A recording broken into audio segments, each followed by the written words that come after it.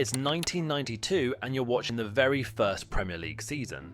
Manchester United, Liverpool, Arsenal and Oldham Athletic. That's right, little Oldham Athletic from Greater Manchester were there at the birth of the Premier League, taking on England's giants and actually beating them. Fast forward 30 years, and they became the first former Premier League club to drop out of the Football League entirely. This is the story of one of football's most dramatic falls from grace, cup final heartbreak, financial meltdowns, owner mismanagements, fan protests, and a pitch invasion that stopped a match with 12 minutes to go.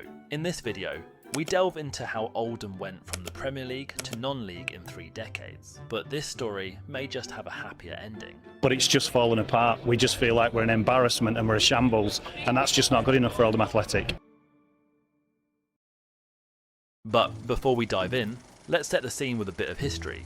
Oldham Athletic Football Club was founded in 1895 as Pine Villa, before changing their name to Oldham Athletic in 1899 when nearby team, Oldham County, folded. Unlike many clubs, Oldham Athletic gained quick success and gained acceptance into the Football League in 1907 to 08. They've been kicking around for well over a century, making them one of England's older professional clubs. For most of their existence, they were a typical lower league side, the kind of club that formed the backbone of English football without ever threatening the big boys. They spent decades bouncing between the 2nd and 4th tiers of the Football League system, occasionally having a decent cup run, but mostly just existing in football's comfortable middle ground. Their home, Boundary Park, opened in 1899, proper old school football ground with character. For the best part of a century, Oldham were exactly what you'd expect, a working class club serving a working class town. That all changed in the 1980s,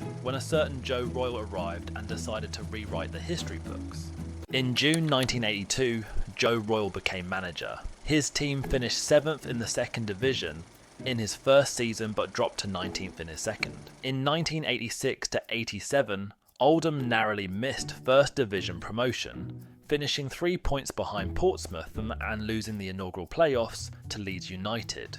In 1990, they reached the League Cup final, narrowly losing 1-0 to Nottingham Forest. A year later, they earned promotion to the top flight by winning the 2nd division, ending a 68-year absence. 68 years. Some fans had literally never seen their team in the top division. Then came 1992 and the birth of the Premier League. 22 founding members, and Oldham Athletic were one of them. Not just there to make up the numbers either. They were taking scalps left, right and centre. Manchester United, Liverpool, Chelsea, Tottenham all fell to the Latics in that inaugural season. But the real heartbreaker came in 1994, the FA Cup semi-final against Manchester United at Wembley. With 1 minute left on the clock, Oldham were leading 1-0, 1 minute away from a final. Then Mark Hughes scored an equaliser. The replay was a different story. United won 4-1. That's football for you. Quick one. Football isn't just about moments, it's about memories. That's why I've designed stadium map posters, so you can relive them every day. The mission? A stadium map for every team across the world's major leagues. And will be expanded into other football designs too, to tell a story. Our ready-to-hang posters come in 3 sizes with options for no frame or a black wooden frame. They're available now at sportstories.com. If your team's missing, let me know in the comments. Now, back to the video. Here's where the story takes a darker turn. That FA Cup semi-final heartbreak seemed to break something in the team. Their league form collapsed, and on the final day of the 1993-94 season, they needed to beat Norwich City to stay up. They didn't. After 3 years in the Premier League, Oldham Athletic were relegated. Joe Royle, the man who'd built this dream, left in late 1994. It's like losing your dad when you're still a kid. Suddenly, everything felt uncertain. Graham Sharp came in as player manager, but he couldn't stop the slide. By the end of the 1996-97 season, just 3 years after their Premier League relegation, Oldham suffered another drop, tumbling into the 3rd tier just after Sharp had resigned to be succeeded by Neil Warnock. The managerial merry-go-round started spinning. Neil Warnock had a go, but even his no-nonsense approach couldn't work miracles. The club that had once traded blows with Manchester United was now struggling to find its identity in the lower leagues. Oldham would ultimately stay in the third tier for 21 years. If you thought relegation was bad, wait until you hear about the early 2000s. Enter Chris Moore, a businessman who bought the club in 2001 with grand promises. 5 years to get back to the Premier League, he said. Under manager Ian Dowie, things looked promising. They reached the Division 2 playoffs in 2003. Then Moore pulled the rug out from under everyone. Just like that, his backing disappeared. He sold off the club's best players at bargain prices and left Oldham with massive debts. Dowie publicly accused Moore of bringing the club to their knees, and he wasn't wrong. By August 2003, Oldham Athletic were in administration and was reportedly close to folding. The taxman was knocking, wages weren't being paid, and the club had until the end of September to find £1.2 million or face liquidation. Liquidation? We're talking about a former Premier League club now facing extinction. Step forward the three amigos: Simon Blitz, Simon Corney, and Danny Ghazal. These three businessmen formed a rescue consortium and pulled Oldham back from the brink in 2004. They even bought Boundary Park Stadium through their company Brass Bank to secure the club's future. What followed was over a decade of stagnation in League One, a club that stuck in neutral for 15 years. That's what Oldham fans endured.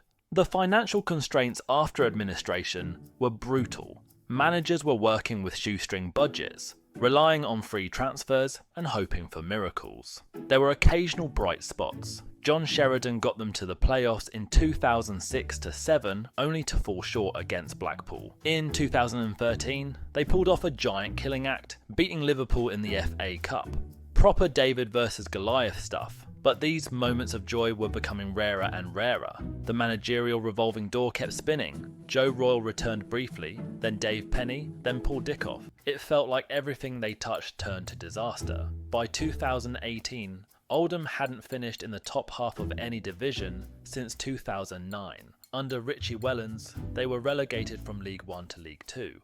Their first time in the fourth tier since 1971. The slide was accelerating. We can only but apologise to the supporters because Oldham's been a League One club for such a long time. It's a massive disappointment. Just when you thought it couldn't get worse, enter Abdallah Lemsagam. This Dubai-based Moroccan former football agent bought 97% of the club in January 2018, while the Supporters Trust maintained a 3% stake. What followed was 4.5 years of absolute chaos. 10 managers in less than 5 years. Paul Scholes, Manchester United legend, tried his hand and lasted 31 days before quitting, citing broken promises. Laurent Banide managed 11 games. Harry Kewell, the former Australia international, got 7 months before the axe fell. The problem wasn't just the constant changes, it was the interference. Reports suggested Lemsagam and his brother Mohamed were meddling in transfers and team selection, undermining every manager who walked through the door. Richie Wellens later said the situation made the job impossible. Financially, things were even worse. Late wages became the norm. Players were threatening strike action. HMRC hit them with winding up petitions over unpaid taxes. In March 2020, former owner Simon Blitz tried to put the club into administration over unpaid debts. That would have meant a 12-point deduction and likely relegation. The stadium situation was farcical too. The north stand that Blitz company had built kept getting closed due to disputes over rent and safety. The Joe Royle stand, named after the club's greatest manager, sitting empty because the owner couldn't get along with the landlord. On the pitch, results matched the chaos off it. 19th in 2019-20, 18th in 2020-21, then 23rd in 2021-22. The fans had seen enough. The supporters' patience finally snapped. The push. The Boundary Action Group had been warning about this for years, but now the protest escalated. Tennis balls thrown onto the pitch, whistles blown to confuse players and officials, desperate measures from desperate fans. In December 2021, the club banned 3 lifelong supporters for voicing their dislike of the regime. One had called the club a dictatorship, and honestly, can you blame them? The backlash was so intense that the bans were overturned within 2 days. One fan even dressed as the Grim Reaper and paraded a coffin at a March 2022 match, a symbolic funeral for their beloved club. Dark humour, but it captured the mood perfectly. Then came April 23rd, 2022. Oldham versus Salford City at Boundary Park. Oldham were losing 2-1, relegation to non-league was confirmed, and 115 years of Football League membership was about to end. In the 79th minute, hundreds of furious fans invaded the pitch, unfurling a massive banner, "Get out of our club." The referee took the players off for their safety. After the stadium was cleared, the final 12 minutes were played behind closed doors. When that final whistle blew, Oldham Athletic became the first former Premier League club to drop out of the Football League entirely.